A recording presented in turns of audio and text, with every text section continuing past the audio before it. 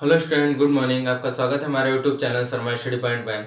और इस वीडियो में यहाँ पर बताएंगे आपके लिए बहुत ही इंपॉर्टेंट एक्सरसाइज। देखिए यहाँ पर आपके लिए हमने क्लास 10th की मैथ को शुरू किया है और यहाँ पर हमने पहला जो है चैप्टर शुरू कर दिया है। चैप्टर का नाम था आपका ये रियल नंबर्स। ध्यान से सुनना, रियल नंबर्स। तो यहाँ पर रियल नंबर्स था, वास्तविक संख्याएं था।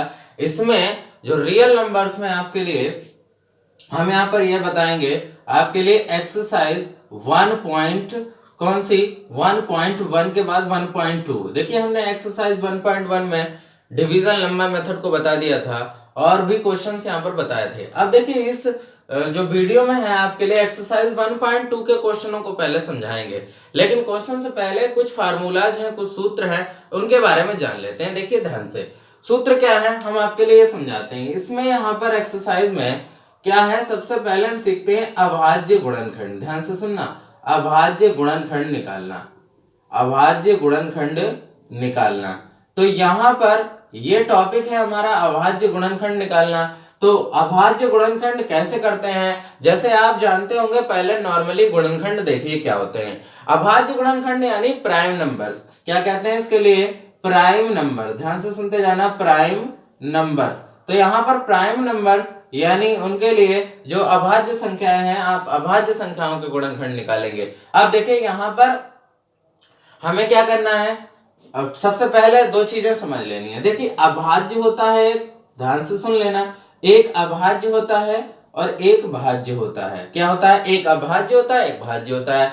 तो अभाज्य संख्याएं क्या होती हैं, देखिए ऐसी संख्याएं जैसे हम लिख देते हैं 2, 3, 5, 7, ये जो संख्याएं हैं वो अभाज्य हैं। और भाज्य संख्याएं कौन सी हैं, जैसे 4, ऐसे ही 6, ऐसे ही 9, ये भाज्य संख्या है। चलिए इनके बारे में हम बता देते हैं आपके लिए थोड़ा सा। देखिए अभाज्य संख्या वो संख्याएं हैं, कौन सी संख्या है, जिसका फैक्टर, जिसका गुणनखंड एक हो और संख्या स्वयं उसका गुणनखंड हो।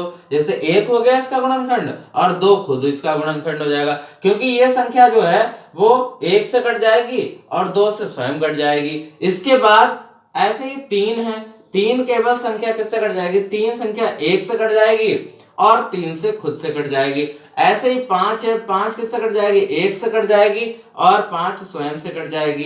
ठीक है, इसी तरीके से 7 है, वो 1 से कट जाएगी और 7 स्वयं से कट जाएगी। यानी ऐसी संख्याएं जो 1 से कट जाए, यानी एक गुणनखंड हो और खुद स्वयं संख्या हो। क्या हो, स्वयं संख्या गुणनखंड हो, तो हम इसे क्या कहते हैं, अभाज्य संख्या कहते हैं। क्लियर है, अभाज्य संख्या। देखिए अभाज्य संख्या के लिए देख लीजिए, इसको हम कंपोजिट नंबर कहते हैं। तो ये 4 है, जैसे अब 4 का फैक्टर क्या क्या होगा, देखो गुणनखंड क्या होगा, 1 होगा, 1 से कट ही जाएगा, 2 हो जाएगा और इसी तरीके से 4 भी हो जाएगा। क्यों, क्योंकि इसमें 1 से भी कट जाएगा भैया, 2 से भी ये नंबर कट जाएगा और 4 से भी कट जाएगा। इसका मतलब 4 जो है वो कंपोजिट नंबर है। कैसा है, कंपोजिट नंबर है, यानी भाज्य संख्या है, कंपोजिट नंबर है। और ऐसे ही आप समझेंगे यहाँ पर, तो भाज्य संख्या ये होती है, ऐसे ही 6 को समझ लो, तो 6 1 से कट जाएगा, 2 से कट जाएगा, 3 से कट जाएगा, 6 से कट जाएगा,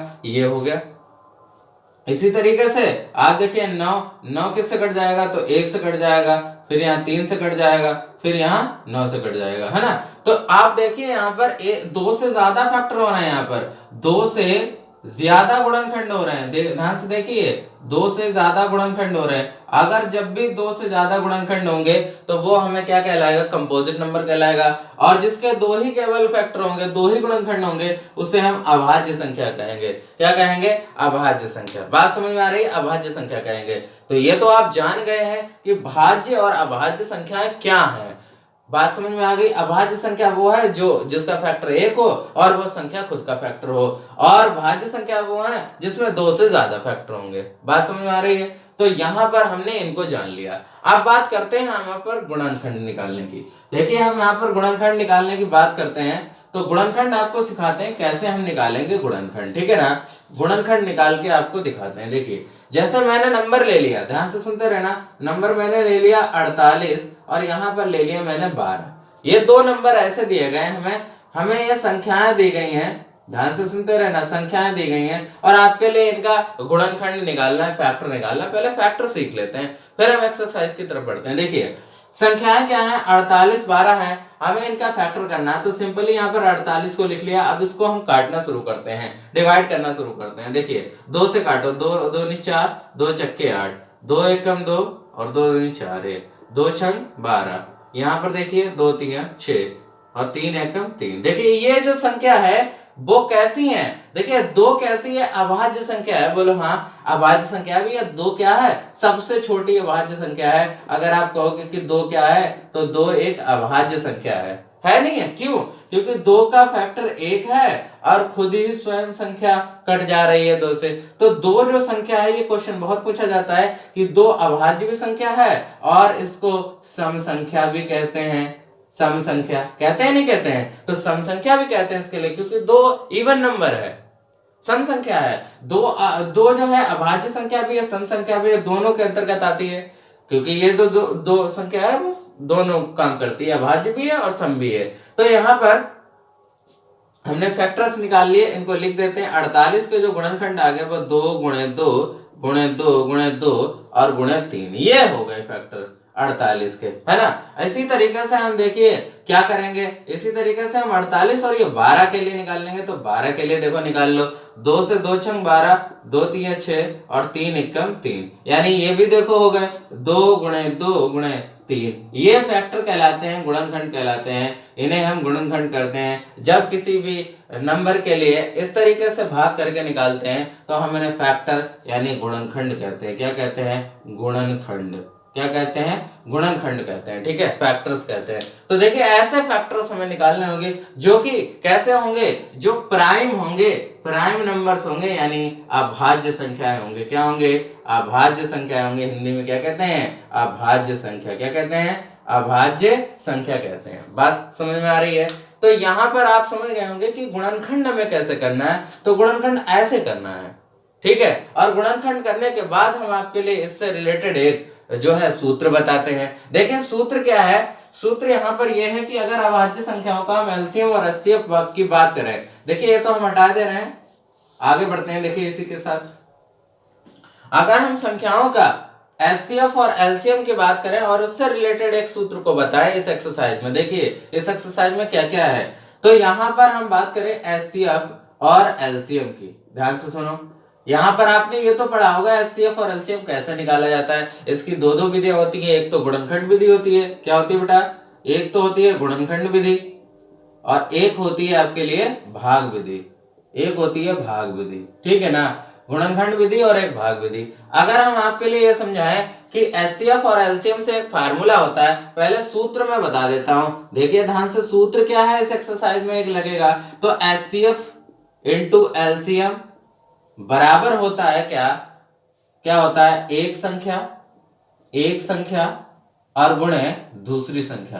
तो ये होता है आपका, यानी जो संख्याएं होंगी आपके लिए, जो संख्याएं दी जाएंगी उनका जो एलसीएम और एचसीएफ होगा, उनका गुणा उसकी संख्याओं के गुणनफल के बराबर होगा। बात समझ रहे हो? जैसे हमें यहाँ पर दो संख्याएं कोई भी दी हुई हैं, उनका एचसीएफ और एचसीएम का गुणा करा देंगे, बराबर में उन संख्याओं का गुणनफल बराबर होगा। चलिए इसको दिखाते हैं आपको प्रूफ करके, ये सूत्र को प्रूफ करके दिखाते हैं। देखिए हमने यहाँ पर लिख लिया 8 और यहाँ लिख दिया हमने आपके लिए 32। ध्यान से सुनना, 8 और 32 लिख दिया। इस 8 और 32 का हमें पहले एचसीएफ निकालना है, ध्यान से सुनना, एचसीएफ निकालना है, फिर एलसीएम निकालना है। तो देखिए हम एचसीएफ और एलसीएम निकाल के दिखाते हैं आपके लिए। 8 का देखो, 8 का फैक्टर क्या क्या हो जाएगा, आप ऐसे काट के देख लो। देखो सिंपल देख लो, 2 चक्के 8, 2 दूनी 4, 2 एकम 2, ये हो गया 8 का फैक्टर। क्या लिख दिया?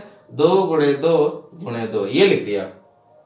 ऐसे यहाँ पर 32 का फैक्टर कर लो, तो 32 के लिए यहाँ पर निकाल लेते हैं। देखिए ध्यान से, 2 से करेंगे, 2 एकम 2 और यहाँ पर कितना हो जाएगा, 2 छंग 12, तो 2 अट्ठे 16 और 2 चक्के 8 और 2 दूनी 4 और 2 एकम 2, ये 32 का हो गया। देखिए 2 दूनी 4 दूनी 8 दूनी 16 दूनी 32, यानी 2 कितनी बार है? 1 2 3 4 5 बार है।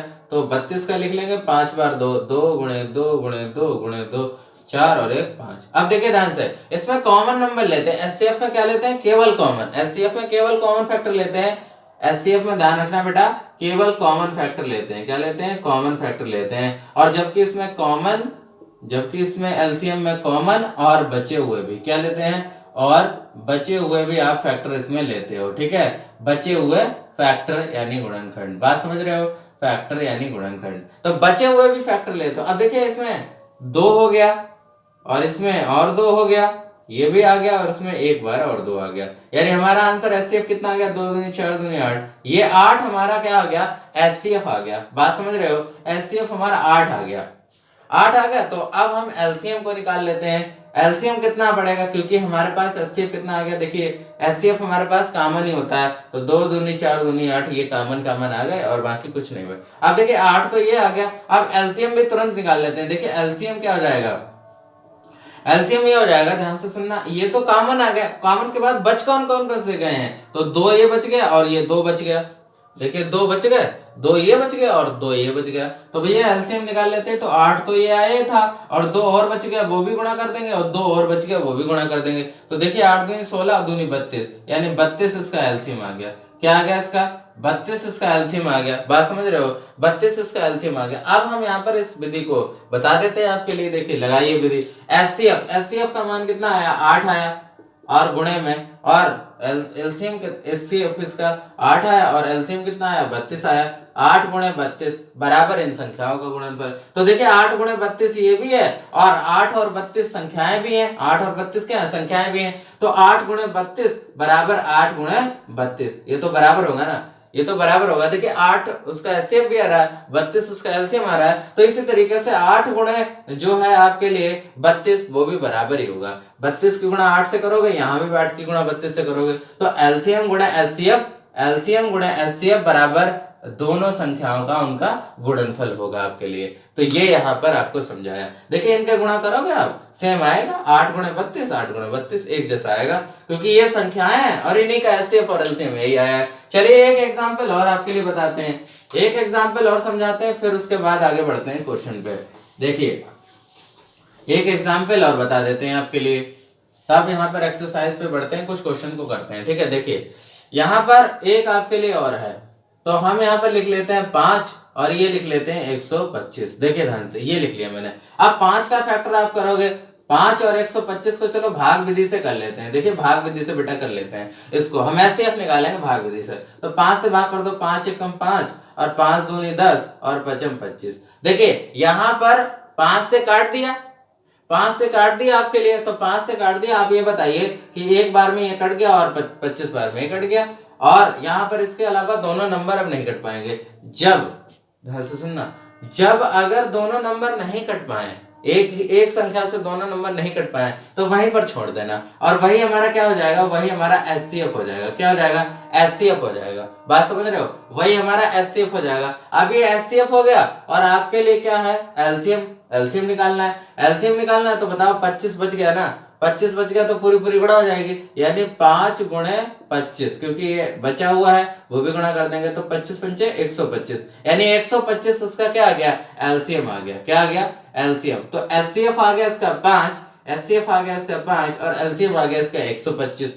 ठीक है, अब इनकी गुणा कर ले, तो देखिए यहाँ पर एचसीएफ कितना है? 5 गुणे एलसीएम कितना है? 125 है ना, 125 है। अब बताओ 5 125 का जो गुणा है वो उन संख्याओं के गुणनफल के बराबर होगा, यानी 5 गुणे 125।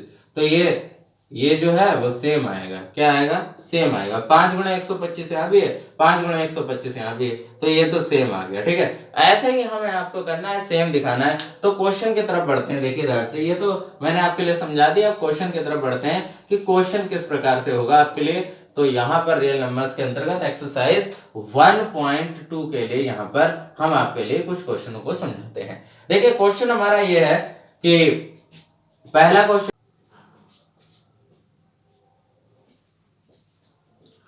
हेलो स्टूडेंट, देखिए इसमें आपके लिए जो आगे बता रहे हैं टॉपिक रियल नंबर्स में, उसमें ये क्वेश्चन है। देखिए इंपॉर्टेंट क्वेश्चन है, यहाँ पर देख लेते हैं ध्यान से। ये लिखा है क्वेश्चन कि 306 657 का मासा 9 है। देखिए यहाँ पर आपके लिए एचसीएफ दिया गया है। कितना दिया गया? एचसीएफ आपके लिए यहाँ पर एचसीएफ 9 है, और जब एचसीएफ 9 है तब आपके लिए एलसीएम ज्ञात करना है। क्या ज्ञात करना है? एलसीएम। देखिए एलसीएम ज्ञात करने के लिए हमें क्या करना पड़ेगा?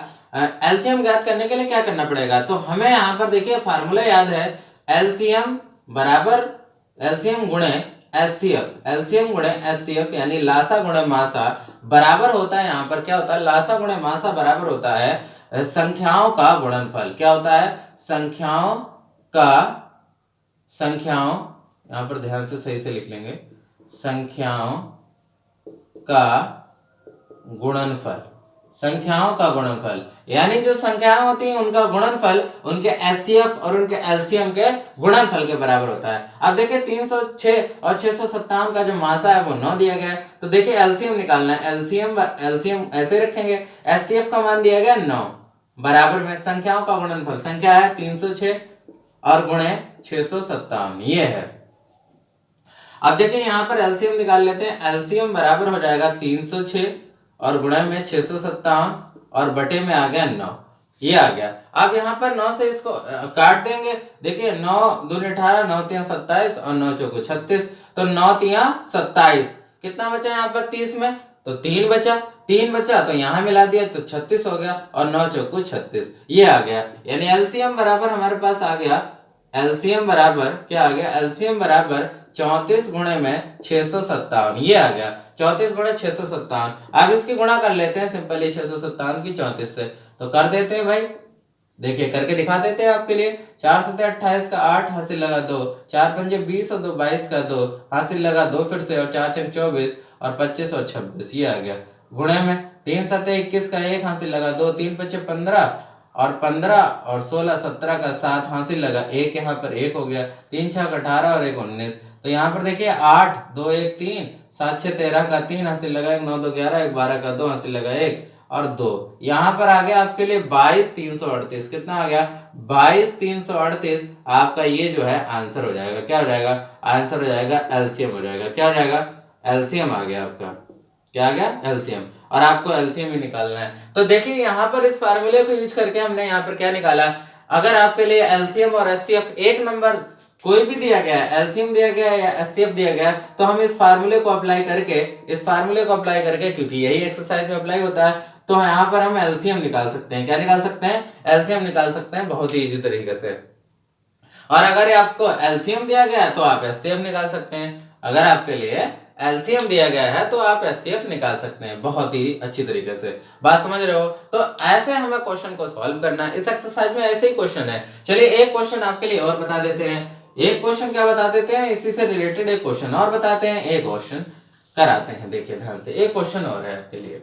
क्या है क्वेश्चन, जैसे हमने यहाँ पर लिख दिया 16 और यहाँ पर लिख दिया आपके लिए 48, ये लिख दिया। अब इनका हमने 16 और 48 का आपके लिए दे दिया एचसीएफ, अगर हमने आपके लिए एचसीएफ भी नहीं दिया, चलो हम इनको करके दिखाते हैं, आपके लिए प्रूफ करके दिखाते हैं कि एचसीएफ, इनका जो एचसीएफ है और इनका जो एलसीएम का गुणनफल है उनकी संख्याओं के गुणनफल के बराबर होता है, संख्याओं के गुणनफल के